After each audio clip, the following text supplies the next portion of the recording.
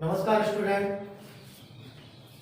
कृषि जीव विज्ञान का जो नेक्स्ट अध्याय है नंबर 8 महत्वपूर्ण फलों के रोग के कारण लक्षण एवं नियंत्रण। इससे पहले हमने खरीफ की फसलों के रोग पढ़े थे, जिसमें अगर किसी भी प्रकार की कोई प्रॉब्लम हो तो कमेंट बॉक्स में लिख के बताएं। आज हम ये नया अध्याय आपके सामने लेके आए हैं, जिसका पहला रोग है नींबू का कैंकर रोग।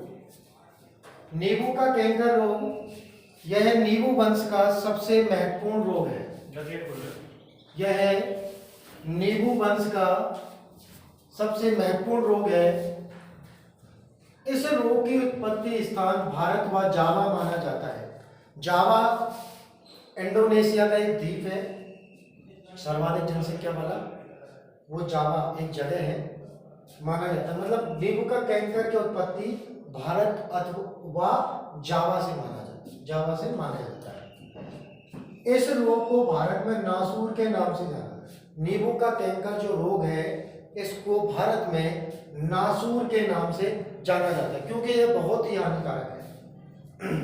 यह बहुत ही नींबू की जो फसल है इस पर बहुत ज्यादा नुकसान ये पहुंचाता है।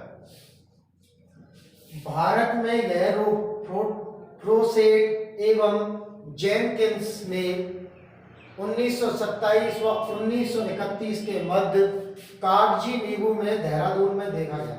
मतलब इस रोग का जो लक्षण है इस रोग को सर्वप्रथम प्रोसेट जेनकिंस ने 1927 एवं 1931 के मध्य कागजी नींबू में देखा गया था देहरादून के अंदर। जावा में 1842 से 1844 के मध्य नींबू के नमूने पर यह देखा गया। पहले तो यह रोग पूर्णतः ये इसका सर्टिफाई नहीं हो पाया है कि ये पहले कागजी नींबू पर देखा गया, फिर उसके बाद जावा में यह नींबू पर ही देखा गया। तब इसका प्रॉपर पता चला कि हाँ ये नींबू पर ही होता है। संयुक्त राज्य अमेरिका के कैलिफोर्निया में इस रोग के उन्मूलन हेतु 1914 से 1931 तक विशेष कार्यक्रम चला गया। जो संयुक्त राज्य अमेरिका के कैलिफोर्निया शहर में 1914 से 1931 तक एक विशेष कार्यक्रम इस रोग को रोकने के लिए चलाया गया। इसका जो रोगजनक है वो ज़ैंथोमोनास एक्सोनोपोडिस पैथोवार सेट्राई एक जीवाणु है। क्या है इसका जो रोगजनक है वो क्या है? ज़ैंथोमोनास एक्सोनोपोडिस पैथोवार सेट्राई एक जीवाणु है।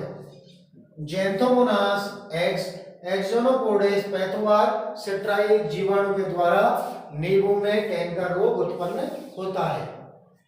अब इसके लक्षणों पर आते हैं। जब यह रोग नींबू के पौधे में हो जाता है तो किस प्रकार अपनी प्रतिक्रिया ये पौधे पर दिखाता है, तो वो आगे समझेंगे। इस रोग के कारण जब यह रोग हो जाता है तो इस रोग के लक्षण वृक्ष की पत्तियों, टहनियों, पुरानी शाखाओं, फलों, कांटों पर देखे जाते हैं। यानी कि यह रोग है तो इसके लक्षण पूरे पौधे पर हो जाएंगे, पत्तियों पर भी हो जाएंगे, टहनियों पर भी, पुरानी शाखाओं पर भी, फलों पर भी, कांटों पर भी ये लक्षण देखे जाते हैं। सर्वप्रथम पत्तियों पर यह छोटे गोलाकार जल सिक्त धब्बे बन जाते हैं।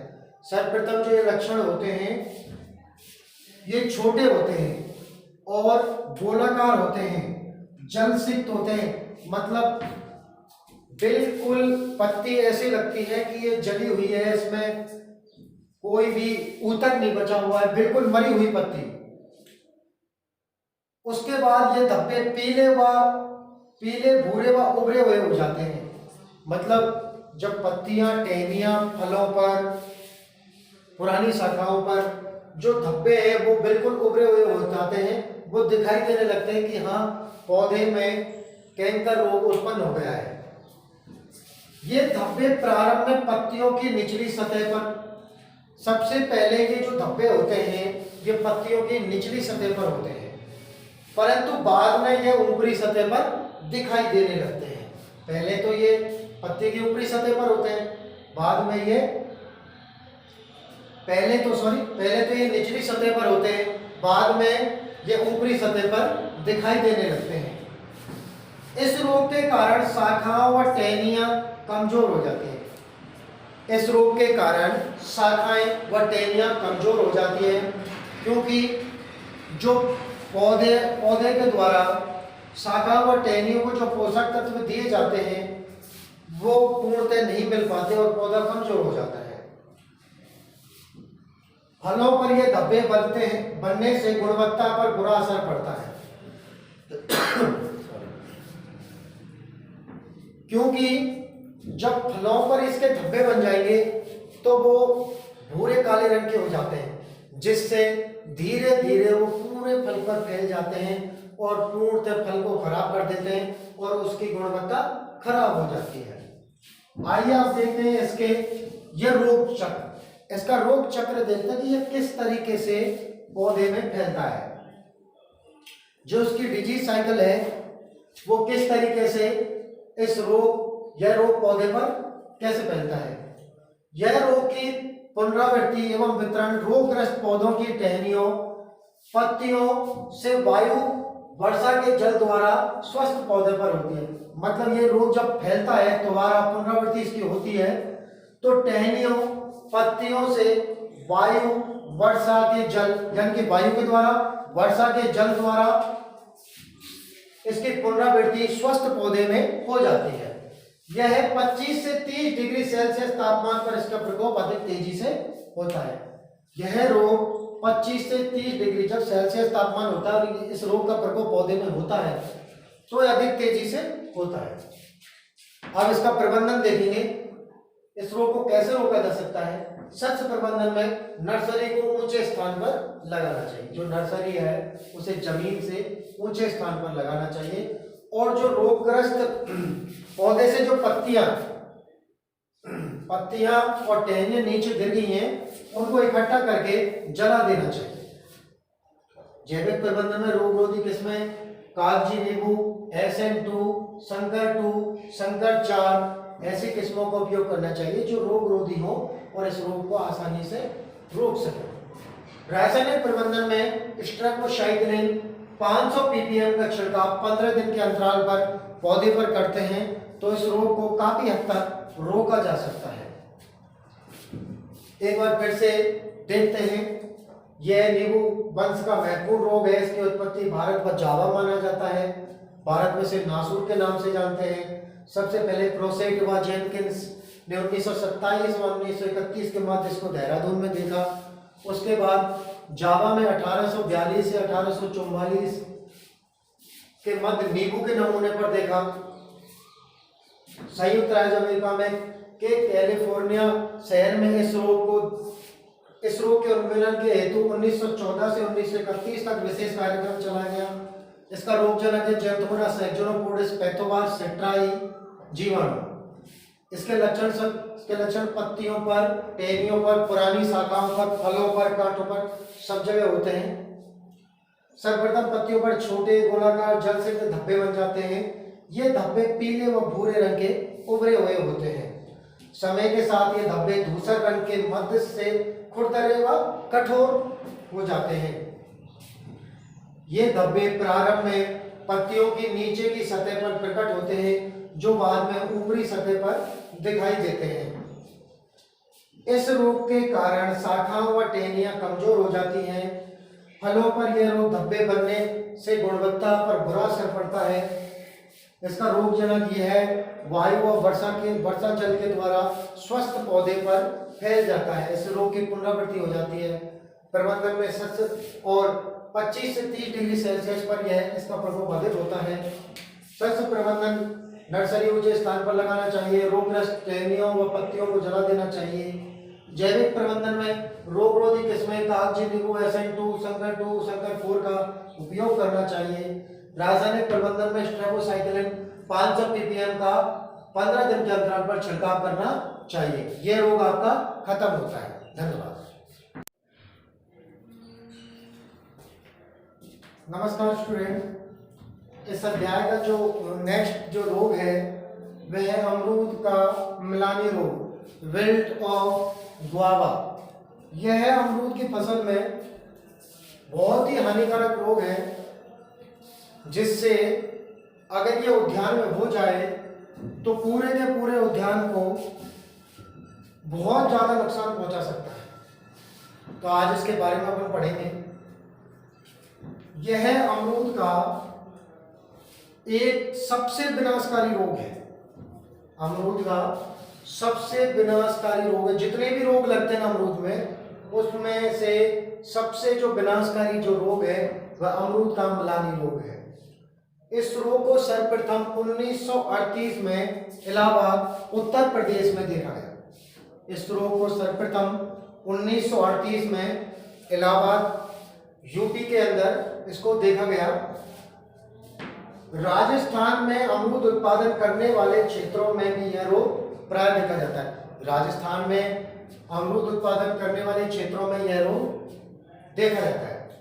अजमेर जिले के पुष्कर गनाहेड़ा क्षेत्र में यह जो रोग है इसका प्रकोप विशेष रूप से देखा जाता है। यानी कि अजमेर जिले के पुष्कर गनाहेड़ा जो क्षेत्र है, इस क्षेत्र में इस रोग का प्रकोप विशेष रूप से होता है।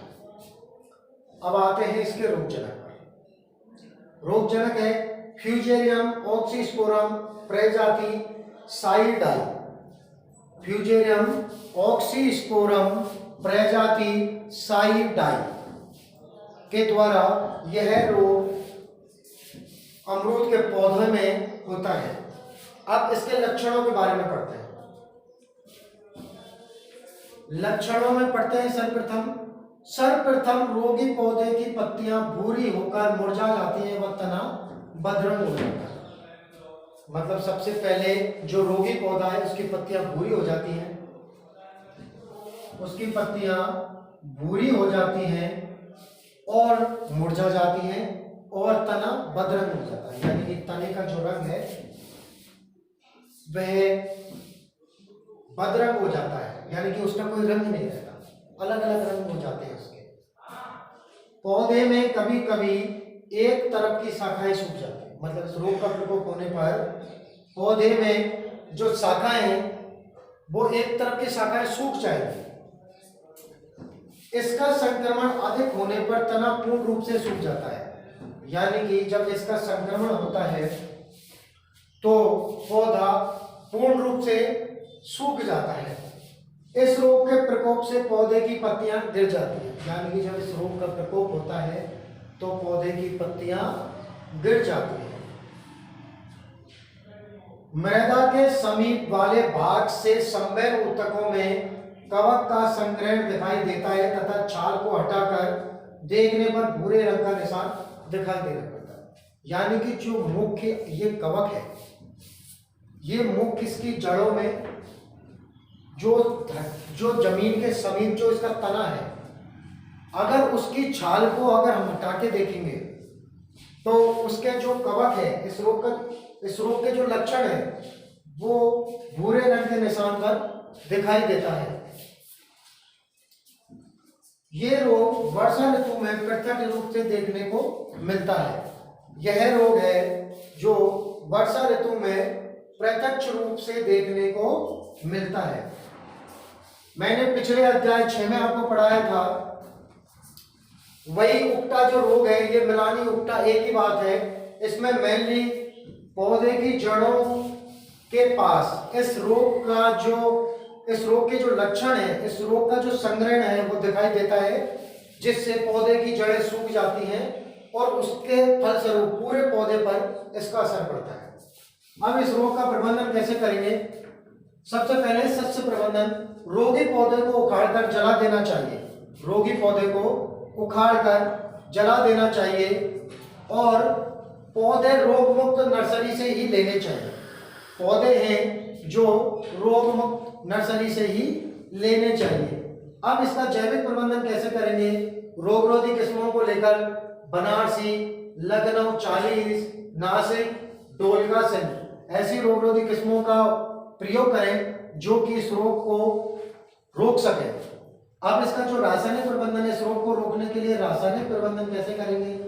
गड्ढों में 3 ग्राम पर लीटर थायरम का घोल डालना चाहिए, क्योंकि ये एक कवक है और अगर इस कवक को थायरम या कैप्टान के द्वारा अगर हम इसको ट्रीटमेंट करते हैं, इसका उपचार करते हैं, तो इस रोग को रोकने के लिए काफी हद तक ये दोनों थायरम और कैप्टान काफी हद तक कारगर हैं। और इसके अलावा 1.8 kg जिप्सम पर पौधा, यानी कि 15 सेंटीमीटर की गहराई पर गुड़ाई करके 1.8 किलोग्राम जिप्सम पर पौधे के हिसाब से अगर डालेंगे तो इस रोग को आसानी से रोका जा सकता है। स्टूडेंट, इस अध्याय का जो नंबर 3 और लास्ट जो डिजीज है वह बेर का छाछा रोग है, पाउडरी मिल्ड्यू ऑफ बेर।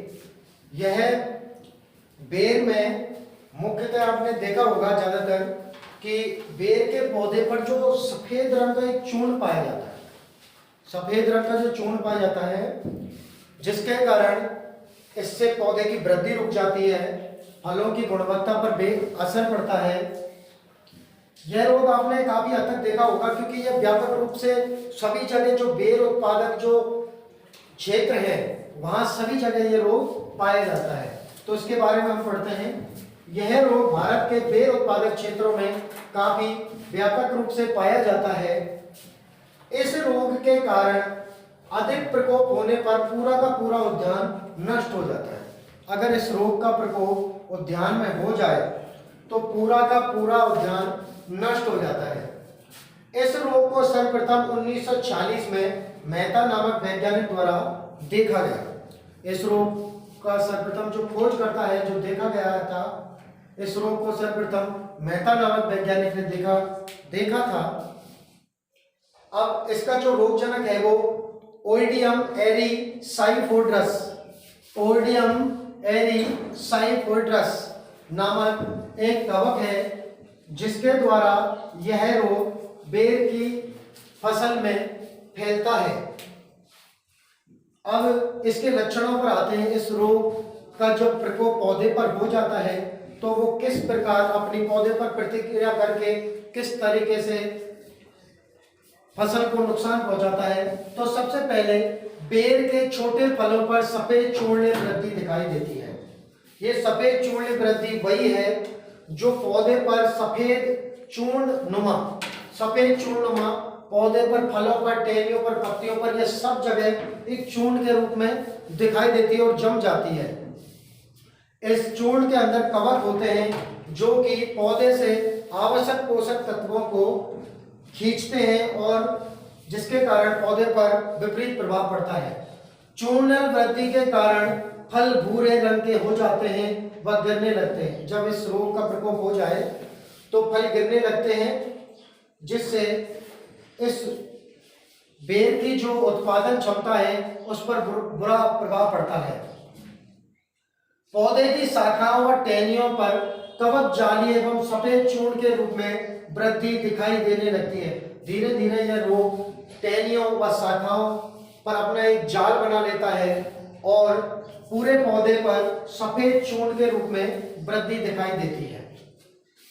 यह रोग प्राय नवंबर से अप्रैल के मध्य दिखाई देता है। इस रोग का जो प्रकोप है वह नवंबर से अप्रैल के मध्य सर्वाधिक दिखाई देता है। इस रोग के प्रकोप से बेर की पत्तियों पर सफेद चूर्ण संरचना दिखाई देती है। जब इसका प्रकोप पत्तियों पर होता है तो पत्तियां पर एक सफेद चूर्ण के रूप में यह इसकी संरचना बन जाती है। रोग की गंभीर अवस्था में टहनियां सूख जाती हैं। जब यह रोग अधिक गंभीर अवस्था में आता है तो इसकी टहनियां सूख जाती हैं। फिर से एक बार देखेंगे, बेर का जो छाछा रोग है यह सभी बेर उत्पादक क्षेत्रों में पाया जाता है। इसका अधिक प्रकोप होने पर पूरा का पूरा उद्यान नष्ट हो जाता है। इसको सर्वप्रथम 1940 में मेहता नामक वैज्ञानिक ने देखा। इसका जो रोगजनक है वो ओइडियम एरिसाइफोड्रस है, जो एक कवक है। इसके लक्षण पौधे के सभी भागों पर पाए जाते हैं और सफेद चूर्ण वृद्धि के रूप में दिखाई देते हैं और एक जाल के रूप में इसकी वृद्धि होती है। इसका प्रकोप नवंबर से अप्रैल के मध्य होता है। बेर की पत्तियों पर सफेद चूर्ण दिखाई देते हैं। रोग की गंभीर अवस्था में टहनियां सूख जाती है। अब इसका प्रबंधन देखेंगे, इसको कैसे रोका जा सकता है। तो सबसे पहले सख्त प्रबंधन, सूखी व संक्रमित टहनियों की कटाई छटाई करनी चाहिए। सूखी व संक्रमित टहनियों की कटाई छटाई कर दें। संक्रमित पौधे को काटकर जला देना चाहिए ताकि यह कवक का प्रकोप दोबारा इस फसल में ना हो। इसका जैविक प्रबंधन के लिए रोगरोधी किस्मों का प्रयोग करना चाहिए। और रासायनिक प्रबंधन में जब ये रोग प्रकट हो तो सल्फर 25 kg पर हेक्टेयर की दर से छिड़काव करना चाहिए, जिससे इस रोग को आसानी से रोका जा सके।